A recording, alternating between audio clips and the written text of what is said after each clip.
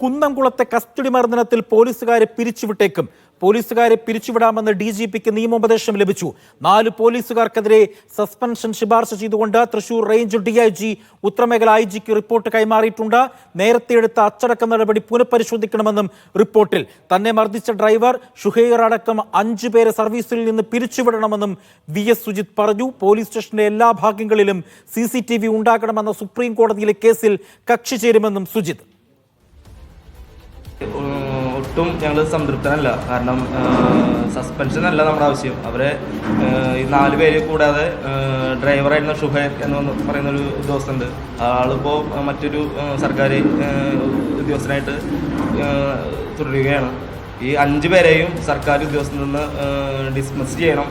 പിന്നെ അവർക്കെതിരെ തക്കതായ നടപടി എടുത്തുകൊണ്ട് കേസിനെ വിധേയനാക്കണം. അതാണ് ഞങ്ങളുടെ ആവശ്യം. പൂർണ്ണമായും ഈ സർക്കാർ ഉദ്യോഗസ്ഥരിൽ തുടരാൻ യാതൊരുവിധ അർഹരല്ല. അതാണ് പറയാനുള്ളത്. പിന്നെ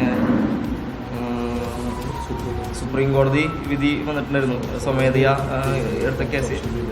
സ്വമേധയാ എടുത്തിട്ടുള്ള കേസിൽ ഞാൻ കക്ഷി ചേരുകയാണ്.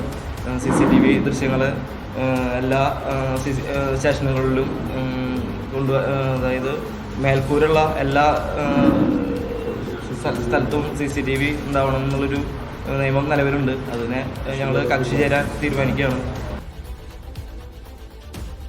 വിവരങ്ങൾ നൽകാനായി സിജോ വി ജോൺ ഉണ്ട്, ഒപ്പം നടരാജും. ആദ്യം സിജോ വി ജോണിലേക്ക് പോവുകയാണ്. സിജോ, പോലീസിന് നിയമോപദേശം ലഭിച്ചു കഴിഞ്ഞിരിക്കുന്നു പോലീസുകാരെ പിരിച്ചുവിടാമെന്നുള്ളത്. അപ്പോൾ ഈ കാര്യത്തിൽ DGP ആണ് ഇനി അന്തിമ തീരുമാനമെടുക്കേണ്ടത്. DGPയുടെ ഭാഗത്തു നിന്ന് എപ്പോഴായിരിക്കും ഇതുമായി ബന്ധപ്പെട്ടുള്ള ഇവർക്കെതിരെ കൂടുതൽ നടപടി എടുത്തുകൊണ്ടുള്ള ഒരു റിപ്പോർട്ട് വരാൻ സാധ്യതയുള്ളത്? അതുമായി ബന്ധപ്പെട്ട ഏതെങ്കിലും വിവരങ്ങൾ പോലീസ് എസ്കോർട്ടേഴ്സിൽ നിന്ന് ലഭിക്കുന്നുണ്ടോ?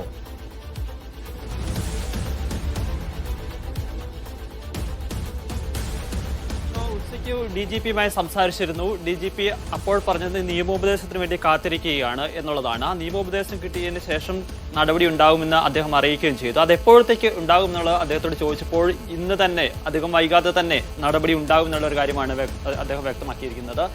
എന്തായാലും അധികം വൈകില്ല ഇക്കാര്യത്തിലുള്ള ഒരു നടപടി എന്നുള്ളതാണ് വ്യക്തമാകുന്നത്. ഇപ്പോൾ പോലീസ് ആസ്ഥാനത്ത് ഒരു മീറ്റിംഗ് ചേരുന്നുണ്ട്. അതിനുശേഷം ഇക്കാര്യത്തിൽ വിശദമായ ചർച്ചകൾ നടക്കും. എന്തായാലും നമുക്കിപ്പോൾ ലഭ്യമാകുന്ന വിവരമനുസരിച്ച് സുജിത്തിനെ മർദ്ദിച്ച 4 പോലീസുകാരെയും സർവീസിൽ നിന്ന് പിരിച്ചുവിടാനുള്ള നടപടികളിലേക്ക് കടക്കുന്നു എന്നുള്ളതാണ്. അതിന്റെ പ്രാഥമിക ഘട്ടമെന്ന നിലയിലാണ് നിലവിൽ ലഭിച്ചിരിക്കുന്ന റിപ്പോർട്ടും ആ നിയമോപദേശം കൂടി പരിഗണിച്ച ശേഷം ഇമ്മീഡിയറ്റ്ലി ഒരു സസ്പെൻഷൻ നടപടിയായിരിക്കും സ്വീകരിക്കുക. അതിനുശേഷം ഈ ആരോപണ വിധേയരായിട്ടുള്ള പ്രതികളാക്കപ്പെട്ടുള്ള പോലീസ് ഉദ്യോഗസ്ഥരോട് വിശദീകരണം തേടും.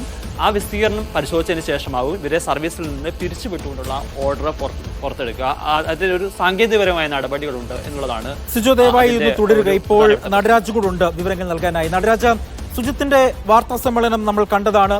പ്രധാനമായും സുജിത്ത് ആവശ്യപ്പെട്ടത് സസ്പെൻഷൻ മാത്രം പോരാ, ഈ 5 പേരെയും പുറത്താക്കണം, സർവീസിൽ നിന്ന് പുറത്താക്കണം. അതിലൊരാൾ സർക്കാർ സർവീസിൽ തന്നെയുണ്ട്, വില്ലേജ് എക്സ്റ്റൻഷൻ ഓഫീസറാണ്, അയാളെയും സർവീസിൽ നിന്ന് പുറത്താക്കണം എന്നടക്കമുള്ള കാര്യങ്ങൾ സുജിത്ത് പറയുന്നുണ്ട്.